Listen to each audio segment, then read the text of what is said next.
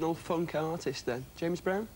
Well, James Brown is the man who started the funk and who was the godfather of soul, king of soul, soul brother #1. And it's also Sly and the Family Stone, who took funk to another level, mixed it, of course, where whites and blacks could get into it, and it became like black rock or psychedelic funk. Then you have George Clinton of Parliament Funkadelic, who took the funk and made it a big empire. And so these three are like the gods of the funk, and everybody else is like the disciples. Now, George Clinton wasn't just an artist in his own right. You say he had a kind of an empire, a family. How did that work out? Well, basically, he started off as Parliament, which was a soul, like, doo-wop. They did a lot of things like The Temptation. They had a hit called I Want to Testify back in the early 60s. Then later on, he went on to an Invictus label, and he started getting more wilder with Parliament, getting a little more psychedelic after Sly Stone started changing the whole black music industry, because a lot of groups started following Sly's type of music. The whole Motown started changing, like with the Temptations, Cloud 9 and Runaway Child, and Stevie Wonder started using psychedelic synthesizers when he did Talking Book after singing Sly branch out and become so big. So George Clinton, he took his band Parliament and kept them quiet for a while and made a new group called Funkadelic, which was totally out of this world, wild dressing, talking crazy type of language, using adjectives and adverbs to make a word more different. And he started with Parliament, he brought back Funkadelic, then he had the Brides of Funkadelic, Bootsy Collins, Zapp, Roger, and it just went on and on and on.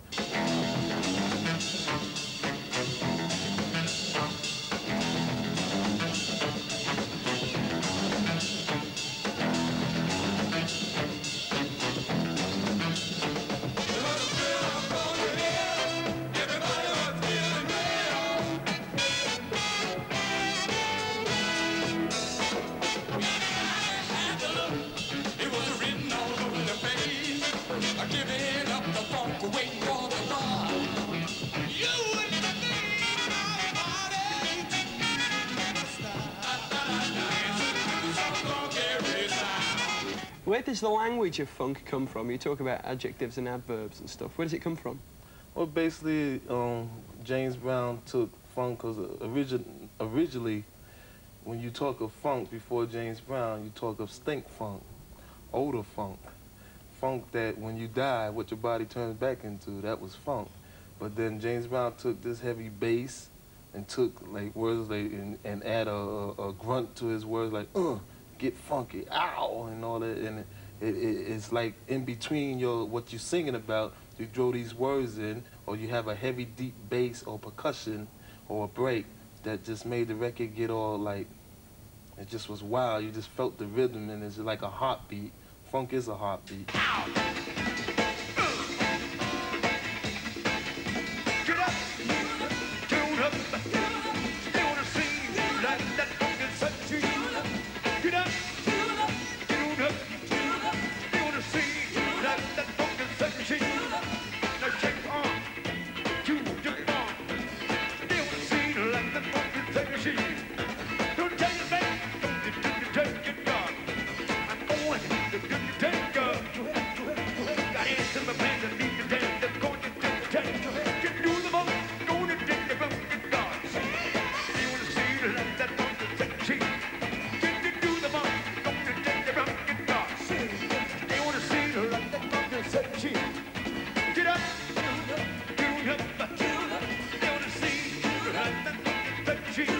There's a joke that says that the blues is black music sung by white people. How does funk fit into white artists? I mean, people like Kraftwerk can be funky, can't they? Well, Kraftwerk started techno pop along with the group Yellow Magic Orchestra, and then you also have Gary Newman.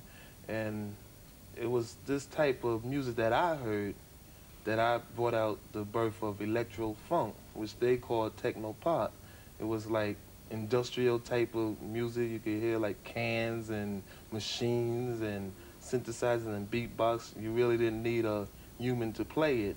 You need a human to play the synthesizer, but the program beatbox and let the machines start doing their own thing. It became electronic music, and it was definitely music of the future. and stuff, you know, space age music that you would see in the Star Wars days and all these movies that they have out here, Superman. So all this was type of a new funk that was coming on. So when we came out with the record Planet Rock, I decided to call it, instead of techno pop, I called it electro funk, because it was more funkier and hard hit rhythms and beats than Kraftwerk and Yellow Magic Orchestra.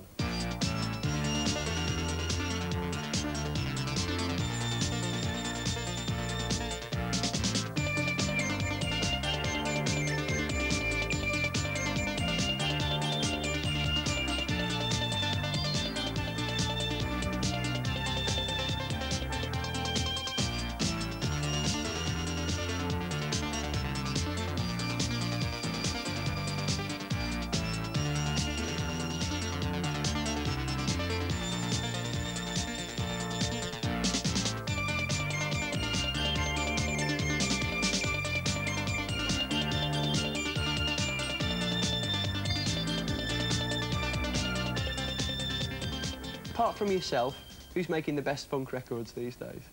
Oh, there's a lot of groups. You still got James Brown, you got Phil Force, you got George Clinton coming back.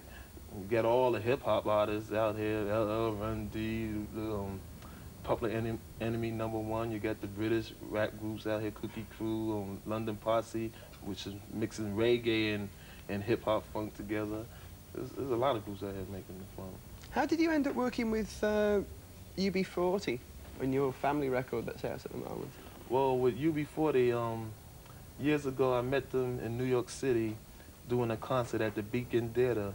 And I was under this agency called Talent Resource Agency that booked my shows to rock clubs. And I was doing a time zone show, you know, with World Destruction. And they told me to come down and check out this band UB40, which I knew of. They record Rat in the Kitchen and Bragger Rhythm and stuff. And I met Brian and I think Ali at the time. And the lady was telling me, you know, it'd be nice if you did a record with UB40. And that just stuck in my mind. So when I switched company, and the concept of my album, which is called The Light, is to do as many records that you would never thought that artists would do with Afrika Bambaataa. And so I gave them a list of names of people I want to work with, and UB40 was one of the names. And when they was confronted, they said, sure, we do a record with Bam. And from then on, we did the video. It was a lot of fun, and I believe you will see more works in the future from both groups. Who else is in the video? There's Lizzie Tear, and is part of my Zulu family up in London. A lot of the dancers and stuff. Who are those people then? Who are your favourites of that group of people? Do you have favourites? Oh, not really. When you try to say you have favorites, of course, it's trouble.